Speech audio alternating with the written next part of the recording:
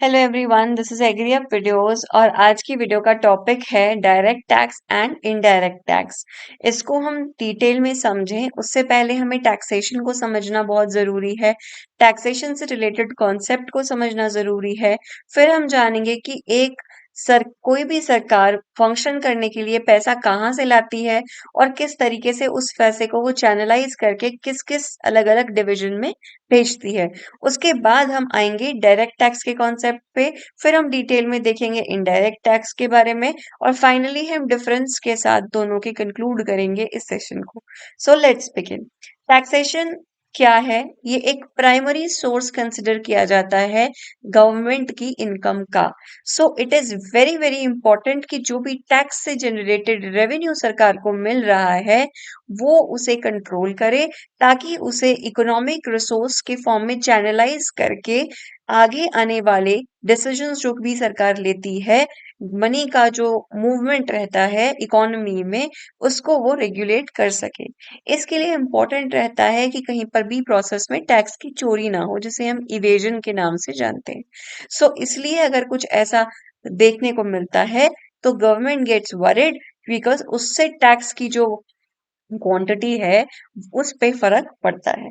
अब अगर हम बात करें कि रुपी कहाँ से आता है और कहाँ जाता है, तो आप इसमें देख सकते हैं कि जहां से रुपी आ रहा है उसका मेजर चंक जो है वो टैक्स है। जैसे कि GST 17%, income tax 15%, corporation tax 15%, non tax receipts 6%, union tax 7%, customs 4%, 2% is non-debt capital receipts, borrowings and liabilities is 34%, but major chunk is the tax part, जो कि आप इसमें देख सकते हैं। इसलिए गवर्नमेंट का बहुत इंपॉर्टेंट रोल हो जाता है कि ज्यादा से ज्यादा टैक्स कलेक्ट हो, सो दैट आगे आने वाले टाइम में जो भी उन्हें स्कीम्स लानी है, पेंशन्स डिस्ट्रीब्यूट करनी है, सब्सिडीज लानी है, central schemes, sector schemes, sponsored schemes, finance commission, transfers, interest payments, जो कुछ भी करना रहता है, that is a part of the things that are contributed from these sources, जो कि मेंशन्ड है इस लेफ्ट साइड पे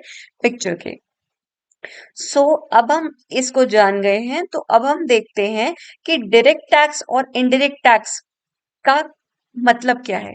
डायरेक्ट टैक्स का सिंपल मतलब है कि कंज्यूमर इसे डायरेक्टली गवर्नमेंट को दे रहा है, और वो टैक्स जो कंज्यूमर पहले मैन्युफैक्चरर को दे रहा है और फिर मैन्युफैक्चरर गवर्नमेंट को दे रहा है, that becomes an indirect tax.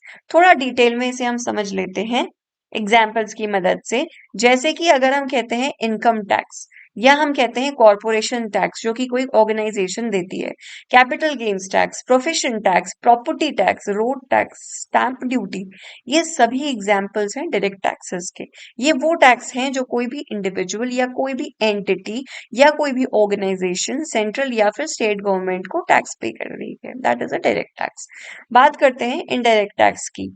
अब एक टैक्स आ गया है जीएसटी, जो कि एक अम्ब्रेला टैक्स है जिसके अंदर काफी कॉन्स्टिट्यूएंट्स आ गए हैं, बट इनिशियली जो भी टैक्सेस थे उनको हम एक बार देख लेते हैं। जैसे कि value added tax, custom duty, excise duty, securities transaction tax, dividend distribution tax, sales tax, ये वो टैक्स हैं जो कि हम इनडायरेक्टली सरकार को देते हैं, बीच में कोई इंटरमीडिएरी को फॉलो करते हुए।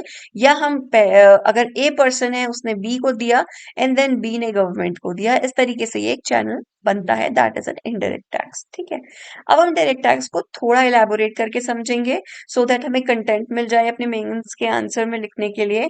सो ये वो टैक्स है जो कि गवर्नमेंट को डायरेक्टली दिया गया किसी इंडिविजुअल या ऑर्गेनाइजेशन के द्वारा। इसको किसी और एंटिटी पे इम्पोज नहीं किया जाता, नहीं किया जाता और नहीं किया जा सकता है। इनकम टैक्स की बात करें आप, जैसे अपना सैलरी का कुछ परसेंट टैक्स के फॉर्म में आपका हर साल कटता है, और वो भी एक पर्टिकुलर सैलरी ब्रैकेट के बियॉन्ड कटेगा। अगर 5 लाख से ऊपर या फॉर एग्जांपल एक्स लाख से ऊपर जो भी सैलरी है, उस पे कितना परसेंट टैक्स पड़ेगा, उसकी भी अलग अलग स्लैब्स हैं, कौन कितना कितना टैक्स देगा। तो इसका मतलब ये नहीं है कि a poor person is going to pay extra amount tax के फॉर्म में, बिकॉज जिसकी सैलरी अगर 5 लाख से कम है उसको तो टैक्स देना ही नहीं है फॉर एग्जाम्पल। और जो सैलरी जिसकी 1 करोड़ है या 2 करोड़ है फॉर एग्जाम्पल, तो उसकी सैलरी का ज्यादा पोर्शन टैक्स की फॉर्म में जाएगा। तो ये इस तरीके से डिस्ट्रीब्यूटेड होता है कि इसे डायरेक्टली कंज्यूमर पे बर्डन पड़ता है, ना कि ओवरऑल एक सोसाइटी पे इस इन टर्म्स में। को टैक्स की बात करें, इसे कॉर्पोरेशन टैक्स किया जाता है। ये जनरली कंपनीज पे चार्ज किया जाता है उनकी इनकम्स पे। अगला आता है गिफ्ट्स। गिफ्ट्स पे जो टैक्स लगता है, एक्सपेंसिव गिफ्ट जैसे डायमंड्स है, गोल्ड है, प्रॉपर किसी ने एरिया अपना प्रॉपर्टी टैक्स प्रॉपर्टी दे दिया गिफ्ट के फॉर्म में, सो इन दोज केसेस ऑल्सो अगर गिफ्ट भी दिया है किसी ने किसी को एक्सपेंसिव, तो वो भी एक टैक्स कैटेगरी के फॉर्म में जाएगा जो कि डायरेक्टली दिया जाएगा। हेरिटेज या एस्टेट टैक्स, ये भी इंपॉर्टेंट है, इसे इनहेरिटेंस टैक्स के नाम से भी जानते हैं। ये एक एस्टेट या फिर डेथ टैक्स भी इसे बोला जाता है, because after the death of a person it arises कि वो वेल्थ और प्रॉपर्टी पे डिस्ट्रीब्यूटेड टैक्स किस तरीके से आगे जाएगा। अब इसके कुछ बेनिफिट्स भी हैं, इसके कुछ ड्रॉबैक्स भी हैं। बेनिफिट्स क्या हैं? सोशल और इकोनॉमिक फेयरनेस, जैसे कि मैंने पिछली स्लाइड में बात की थी, इंडिविजुअल की पोजीशन देख के उससे टैक्स लिया जाता है। टैक्स सर्टिट्यूड पेबल, मतलब कि टैक्स रेट जो भी है सारे एडवांस में स्टैब्लिश्ड है, कितनी कितनी परसेंट की स्लैब्स हैं, उसमें आप जाएंगे, उस रैंक में आप जाएंगे। Expense and cost effectiveness, it expensive होता है डायरेक्ट टैक्स कलेक्ट करना, बिकॉज आप खुद ही आपकी कंपनी ऑटोमेटिकली आपका tax year on year basis में डिस्ट्रीब्यूट कर कलेक्ट करके गवर्नमेंट को जो है प्रोवाइड कर देती है, तो इसमें ज्यादा मेहनत नहीं लगती है। Currency controls, direct taxes contribute करते हैं इन्फ्लेशनरी अगर प्रेशर्स डेवलप हो रहे हैं, तो उसमें भी करेंसी को हेल्प करने में डायरेक्ट टैक्स का काफी इंपॉर्टेंट रोल रहता है। बात करते हैं इसके ड्रॉबैक्स की, तो टैक्स फ्लाइट, जैसे कि लोग इवेजन के अलग अलग तरीके देखते हैं, तो ये एक बहुत इंपॉर्टेंट फैक्टर है। इम्पैक्ट डेवलपमेंट ऑफ एसेट्स, जैसे कि इंडिविजुअल की नेट इनकम डिक्रीज कर रही है, उसकी सेविंग्स रिड्यूस हो रही हैं, उस तरीके से पर्सनल लेवल पे सेविंग्स कम होती हैं। आर्बिट्ररी टैक्सेशन रेट, जैसे कि वेल्थ टैक्स की बात करें या फिर हम इनकम टैक्स की बात करें, तो इसका पर्पस इंस्टैब्लिश करने का डायरेक्ट टैक्स का स्टेटेड नहीं रहता है। डिस्ट्रीब्यूशनल टैक्स इम्बैलेंस रहता है, कुछ इंडस्ट्रीज टैक्स करती हैं जैसे कि बिजनेस सेक्टर, जबकि कुछ फार्म सेक्टर्स 100% टैक्स फ्री हैं। तो कुछ फार्मर्स भी अच्छी इनकम अर्न करते हैं बट उन पे टैक्स नहीं पड़ता है, और कुछ बिजनेसेस सच में बहुत पुअर परफॉर्म कर रहे हैं बट स्टिल उन्हें टैक्स जो है वो पे करना पड़ता है। So this is a kind of drawback in that case. Indirect tax की अगर हम बात करें, ये वो टैक्स है जो टैक्स पेयर्स पे डायरेक्टली तो नहीं, मतलब टैक्स जो कि टैक्स पेयर पे लग रहा है, गुड्स एंड सर्विसेज जो भी वो परचेज कर रहे हैं उस पे।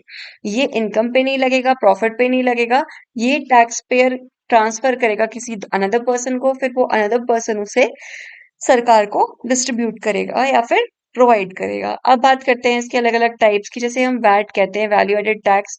ये होता है सेल ऑफ मूवेबल गुड्स, जो कि अलग अलग लेवल पे एड अप होके बढ़ता बढ़ता बढ़ता काफी ज्यादा चंक में बन जाता है। स्टैम्प ड्यूटी, ये होती है इमूवेबल प्रॉपर्टी के ट्रांसफर पे जो चार्ज की जाती है। सिक्योरिटीज ट्रांजैक्शन टैक्स, ये चार्ज किया जाता है स्टॉक्स जो कि सोल्ड किए जाते हैं इंडियन स्टॉक एक्सचेंज के द्वारा। जीएसटी आपको सबको पता है कि ये एक चार्ज है गुड्स एंड सर्विसेज पे जो कि कंबाइंड हो गया है। एक्साइज ड्यूटी क्या होती है? ये चार्ज की जाती थी गुड्स मैन्युफैक्चर्ड इन इंडिया पे। कस्टम ड्यूटी की बात करें, ये चार्ज किया जाता है इंपोर्ट एंड एक्सपोर्ट जो भी गुड्स का कंट्री में हो रहा है उस पे। अब ये सारे ओल्ड इनडायरेक्ट टैक्सेस को सब्ज्यूम करके एक स्ट्रक्चर बना दिया गया है जिसे हम गुड्स एंड सर्विस टैक्स बोलते हैं। इसमें आपका luxury tax, lottery tax, advertisement tax, municipal tax, octroi, entry tax, सारे टैक्सेस इसमें इंक्लूड हो गए हैं। तो डायरेक्ट टैक्स भी हमने समझ लिया, इनडायरेक्ट टैक्स भी हमने समझ लिया। इनकम टैक्स इसमें एग्जांपल है, इसमें इनडायरेक्ट टैक्स में अब सब्ज्यूम होके हमारे पास जीएसटी आ गया है। This is one nation one tax. अब अगर हम थोड़ा सा एग्जाम्पल अगर देखना चाहें, वैसे तो इतना रेलेवेंट नहीं है but if you want you can take a clip of it. मैंने भी किसी एजुकेशनल वेबसाइट से ही इसे लिया था बिकॉज मुझे अच्छा इंटरेस्टिंग लगा समझने के लिए। That's why it's very important to understand कि जीएसटी के टाइम पे और जीएसटी से पहले प्री वैट क्या सिचुएशन थी, किस तरीके से चार्जेस फाइनल प्राइसेस कंज्यूमर्स तक पहुंचते थे। ये मैन्युफैक्चरर का ट्रेंड है, ये होलसेलर का ट्रेंड है और ये रिटेलर का ट्रेंड है। विजा भी आप कंपेयर करके पता लगा सकते हैं कि टैक्स रेट में कितना परसेंट डिक्रीज या इंक्रीज हुआ है ओवरऑल कंज्यूमर की अगर हम बात करें तो। अब अगर हम डिफरेंस को समझे डायरेक्ट और इनडायरेक्ट टैक्स में, अगर हमें कहीं पे लिखने को मेंशन करने को आता है, एग्जांपल्स हम ऑलरेडी डिस्कस कर चुके हैं। डायरेक्ट टैक्स की बात करें, ये लेवी होता है इनकम या फिर वेल्थ पे किसी पर्सन या किसी ऑर्गेनाइजेशन या एंटिटी की। इनडायरेक्ट टैक्स की बात करें, ये गुड्स और सर्विसेज पे चार्ज किया जाता है वो person and the person collect करता है दूसरे पर्सन से, फिर उसे वो गवर्नमेंट को पे करता है। इंसिडेंट एंड इम्पैक्ट की बात करें कि ये एक ही डायरेक्ट टैक्स एक ही आदमी पे पड़ेगा, जबकि इनडायरेक्ट टैक्स अलग अलग लोगों को अलग अलग पोजिशन पे पड़ेगा। बर्डन की बात करें, डायरेक्ट टैक्स लार्जर होता है, जैसे कि इनकम बढ़ती जाएगी तो टैक्स बढ़ता जाएगा। इनडायरेक्ट टैक्स में ऐसा कुछ नहीं है, rate of tax is flat for the people. Evasion की बात करें, टैक्स इवेजन डायरेक्ट टैक्स के केस में इजी होता है, बट इनडायरेक्ट टैक्स के केस में ये काफी डिफिकल्ट होता है। फॉर एग्जाम्पल, अगर आप एक शैम्पू की बॉटल परचेज कर रहे हैं किसी स्टोर से, उस पे जो परसेंटेज ऑफ टैक्स लिखा है, मेंशन्ड है, वही टैक्स आपको देना पड़ेगा। इसमें आप इंक्रीज या डिक्रीज नहीं कर सकते। जो उसका एमआरपी पे प्राइस है, जिस प्राइस पे आपको उस शॉप में, उस शोरूम में या उस सुपरमार्ट में आपको वो अवेलेबल है, उसी रेट में आपको वो प्राइस देना पड़ेगा। उसमें आप इफ एंड बट नहीं कर सकते। बट डायरेक्ट टैक्स के केसेस में आप अपनी एक बार के बाद जो आपकी सैलरी है उस पे आप चाहे तो अलग अलग मेथड्स यूज करके टैक्स इवेजन किया जाता है, होता है। और उन गंदे मिसलीडिंग मीन्स को यूज करके इवेजन जो है वो पॉसिबल बनाया जाता है।